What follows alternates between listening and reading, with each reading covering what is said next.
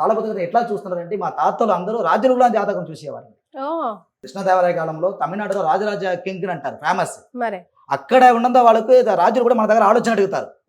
అంటే వాళ్ళకి ఏదైనా సమస్య వచ్చినప్పుడు, వాళ్ళు ఏదైనా టెంపుల్ కట్టాలంటే, ఏదైనా యుద్ధத்துக்கு పోవాలంటే కూడా మా దగ్గర ఆలోచన అడుగుతారండి. అందుకే మాకు తాళపత్ర రాజులు ఇచ్చారండి. తమిళనాడులో తిరువళ్ళూరు కులం అంటారు, పండార కులం అంటారు. అంత కులத்துல ఉన్నంత వాళ్ళకి మాత్రమే తాళపత్ర గ్రంథం ఇచ్చినారండి.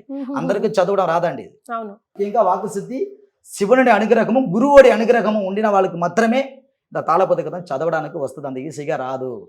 అంటే దొరికింది అనుకోండి, ఒక మనిషికి దొరికింది అనుకోండి, వాళ్ళ జీవితం గురించి అక్యురేట్గా మీరే దీంట్లో తెలుసుకోవచ్చండి, క్లియరెన్స్ గా తెలుసుకోవచ్చు. ఇంత కోట్లాది కోట్ల మంది జనాలకి ప్రతి ఒక్కరికి ఒకటి ఉంటుందంటారా?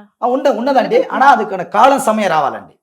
కొన్ని గ్రంథాలు ఉంది యుద్ధం జరిగినప్పుడు మిస్ అయిందండి. యుద్ధం జరిగినప్పుడు, పోరు జరిగినప్పుడు, యుద్ధం జరిగినప్పుడు, పార్త కాలంలో కొన్ని గ్రంథాలు పోయింది. ఇది అందరికీ దొరుకుతుందా? దేవుడు అనుగ్రహం ఉన్నంత వాళ్ళకే దొరుకుతుందండి. అంతేగా.